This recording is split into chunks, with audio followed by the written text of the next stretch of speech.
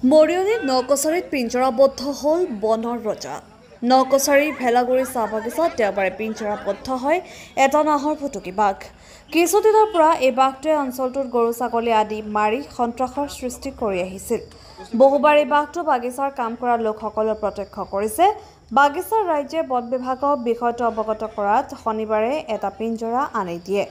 বাগিচাখনৰ নতুন লাইনৰ নিচেই কাষতে পিঞ্জৰাটো স্থানীয় কেইজনমান লোকে স্থাপন কৰে। যোৱা নিশা এঘৰত এটা ছাগলী মাৰি থৈ বাঘটো পিঞ্জৰাত আবদ্ধ হয় আৰু বাগিচা কৰ্তৃপক্ষই বন বিভাগক খবৰ দিয়াত নিবেদিতা ৰাজখোৱা নামৰ এগৰাকী বন বিষয়াৰ এটা দল উপস্থিত হৈ বাঘটো লৈ যায়।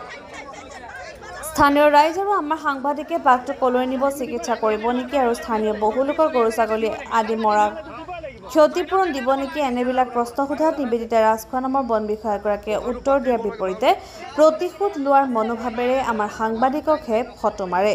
এই বনকৰ্মীসকলৰ এনে ব্যৱহাৰত কিছু লোক উত্তেজিত হৈ প্ৰশ্নৰ উত্তৰ নিদিয়া পৰ্যন্ত বাঘটো লৈ যোৱা গাড়ীখন কিছু সময় ৰখাই থয় যদিও পিছত যাবলৈ দিয়ে। নমস্কাৰ।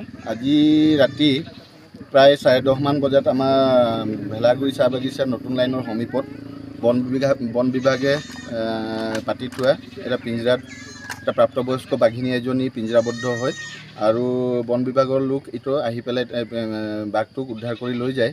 কিন্তু ইয়াতে এটা আমি বন বিভাগক আমি অনুৰোধ জনাইছিলোঁ যে কাষত ঘৰটোত এজনী ছাগলীক বাঘজনীয়ে মানে জখম কৰি পেলাই যোৱাৰ পিছত আকৌ পিঞ্জৰাবদ্ধ হৈছে। সেই ছাগলীজনীৰ ট্ৰিটমেণ্টৰ বিষয়ে তেখেতসকলক আমি প্ৰশ্ন কৰা তেখেতসকলে বন বিভাগৰ লগত যোগাযোগ কৰিবলৈ কৈছে।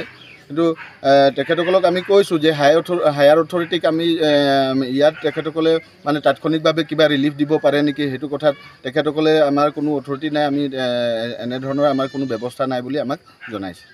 তেখেতসকলক আমি বাঘটো উদ্ধাৰ কৰি ক'ত নি পেলাই কেনেধৰণে তেখেতৰ বাঘিনীজনীৰ মানে চিকিৎসা কৰি ক'ত এৰিব, এই বিষয়ে আমি প্ৰশ্ন কৰা তেখেতসকলে আমাৰ কোনো ধৰণৰ সুদুত্তৰ মানে তেখেতসকলৰ পৰা আমি নাপালোঁ।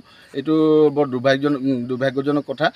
তেখেতসকলে যিসকল আহিছে তেখেতসকলে কৈছে যে আমাৰ মানে কোনো অথৰিটি নাই, এই বিষয়ে আমি মানে বিশেষ নাজানো, মুঠতে আমি বাঘটোক উদ্ধাৰ কৰিবলৈহে আমাক মানে বিভাগে পঠিয়াইছে বুলি তেখেতসকলে জানিবলৈ দিয়ে।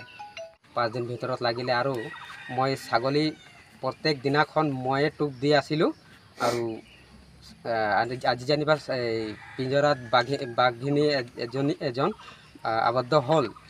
প্ৰথমত মোৰ ঘৰত গঁৰালত প্ৰথমত বাঘ আহি মোৰ ছাগলী এজনী, তাৰ সৰু বাচ্চা এটা আছে, তাক জখমি কৰিলে। জখমি কৰি মই চাই আছোঁ, মাত ছাগলী চিঞৰি আছিলে। মই জানিছোঁ বাঘ হয়, কোনেনো ওলাব বাঘৰ আগত। তাৰপিছত ইফালে পিঞ্জৰাৰ মাত শুনিলোঁ, দৰ্জাখন পৰিল, তেতিয়া ঢাংকৈ পৰিল, মই গম পালোঁ কিবা এটা হ'ল। তো ৰাতি মই অকল নগ'লোঁ, ৰাতিপুৱা গ'লোঁ, বাঘ আবদ্ধ হ'ল পিঞ্জৰাত।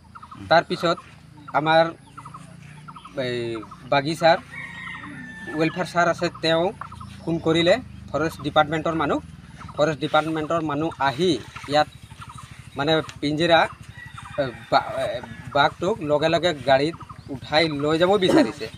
লগতে আমাৰ পাব্লিক একতা হৈ পেলাই তাহাঁতক সুধিবলৈ বিচাৰিছে এই বাঘটোক লৈ পেলাই ক'ত এৰিব, ক'ত নিছ, এইবোৰ কথাষাৰ জানিবলৈ বিচাৰিছিলে। আৰু মোৰ ছাগলী এজনীক জখমি কৰিলে এই কথাষাৰ ক'বলৈ মই আগবাঢ়ি আহিলোঁ যে মোৰ ছাগলীজনী কিবা জখমি কৰিলে, এইটো ব্যৱস্থাটো কেনেকুৱা হ'ব আপোনালোকে বুজাই দিয়কচোন। ফৰেষ্ট ডিপাৰ্টমেণ্টৰ মানুহ একোৱে গুৰুত্ব কৰা নাই আৰু একো নকৰিলে, একো উপায়ো নিদিলে আৰু কৈছে খালি ফৰ্ম ফিল আপ কৰিব লাগে। বস্তুটো ছাগলীটো আজি জখমি হ'ল, তাক মই ডক্টৰ ট্ৰিটমেণ্টৰ কথা কৈ আছিলোঁ। যদি এই জেগাত যদি এজন মানুহ থাকিলেহেঁতেন কি হ'লহেঁতেন, অৱস্থাটো বেয়াই হ'লহেঁতেন, কিবা এটা ঘটনাই হ'লহেঁতেন। এতিয়া ছাগলী বুলি এওঁলোকে একো উপায়ো নিদিলে আৰু পটককৈ লৈ গুচি গ'ল। আনফালে বিকি কালিন্দী নামৰ এজন ব্যক্তিৰ বাসগৃহ হাতীয়ে ভঙাত বন বিভাগক খবৰ দিয়াৰ পাছতো বন বিভাগে খবৰ নোলোৱাৰ অভিযোগ উত্থাপিত হৈছে। এনে বনকৰ্মীৰ পৰা ৰাইজে সুপৰামৰ্শ পোৱাৰ বিপৰীতে ৰাইজৰ মাজত বিশৃংখল পৰিস্থিতিহে উদ্ভৱ কৰাৰ সম্ভাৱনা অধিক। প্ৰথমতে আমি হৈ আছিলোঁ ৰাতি 8:30মান বাজিছিলে। তাৰপিছত হাতী আহিছিলে আমি গম পোৱা নাই এইজনে ফুটকা ফুটালে তেতিয়া আমি ওলাই এই ঘৰটো মাৰিলে আপোনাৰ কি নাম বিকি কালন্তি অঁ অঁ তাৰপিছতে আপুনি ফৰেষ্টক খবৰ দিছিলে অঁ ফৰেষ্টক ফোন কৰিলোঁ ফৰেষ্টৰ এবাৰ ৰিচিভ কৰা নাই তিনিবাৰমান ফোন কৰিলোঁ ৰিচিভ কৰা নাই তাৰপিছত এবাৰ লাষ্টত 4 বজাতে হ'লে ৰিচিভ কৰিলে ৰাতিপুৱা যাম বুলি ক'লে আজিলৈকে অহা নাই নাহিলে আৰু ন নাহিলে মৰণিৰ পৰা সূৰ্য দাসৰ ৰিপৰ্ট এনি এক্সপ্ৰেছ